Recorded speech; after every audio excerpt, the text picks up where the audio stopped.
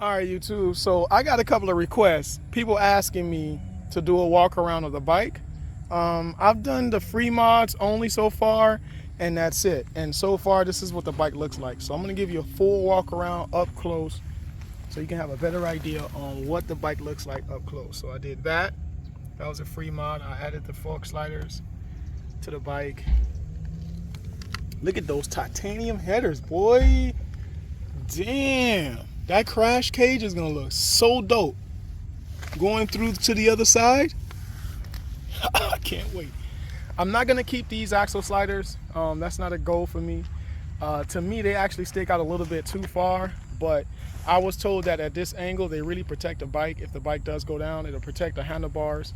But I'm gonna get lever guards, and the lever guards are a little bit shorter than these bar end anti-vibrators. So it's gonna be a little bit short. It's gonna basically be right at the throttle tube. But yeah, this is what the front looks like. It does have that flap for the internal temperature. I would like to take that out. It doesn't have a radiator guard or oil guard yet, but it will soon. This is what the wheel looks like. I'm gonna tell you something, man. That Brembo looks beautiful. That red with the Brembo like that looks amazing. Try to keep my shadow out of the shot, so let me go to this side. But what a beautiful bike. I like this metal frame, the radiator hose. So that radiator hose goes down, and then this is a metal tube. That's of course the radiator fluid that goes into the motor. This right here, this design right here really looks nice. If it was red, it'll look even better. There's a sight glass for the oil right there. Yeah, I just want you to get a good overview look of the bike, because I don't see a YouTube video where they show the bike up close. That's the bread box underneath. That's the titanium header to the bread box, and then from the bread box to the muffler.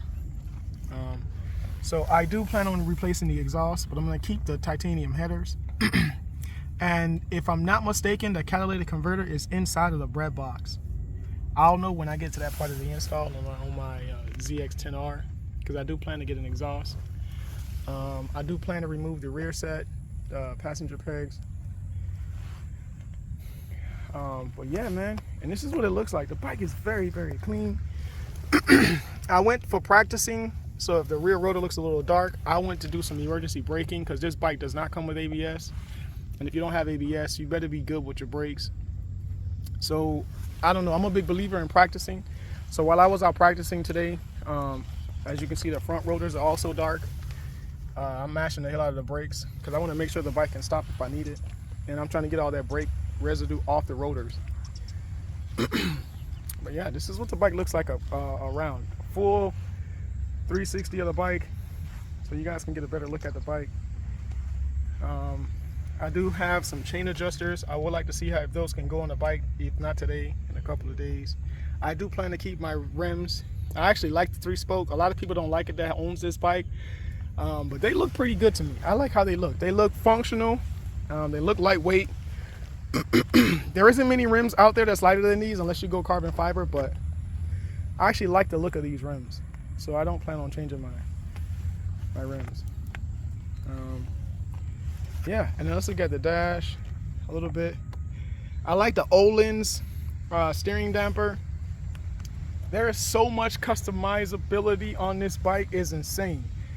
So you can adjust the spring preload for both sides, one there, and you can also adjust it individually, the rebound and dampening. Let me go to the other side so you can get a better view of the shock itself also, which is right there. That's crazy, right? So that's full customizability on each fork shock. And then on the rear shock, there's also some more customizability right there. So you can adjust the preload with that spin cap in the back. You can adjust the preload with this there, and then you can adjust the rebound and dampening there, right there. So I see some people that own this bike replace out their rear shock. I don't get it. I understand why you would change out the chain and sprocket because the rear steel is a little bit heavy, and if you can go aluminum driven, it's lighter. I'm doing too much talking, so I'm just gonna keep walking around the bike so you guys can get a really good view of what the bike looks like. There's an oil cooler down there, radiator. So you guys get a really good view of the bike.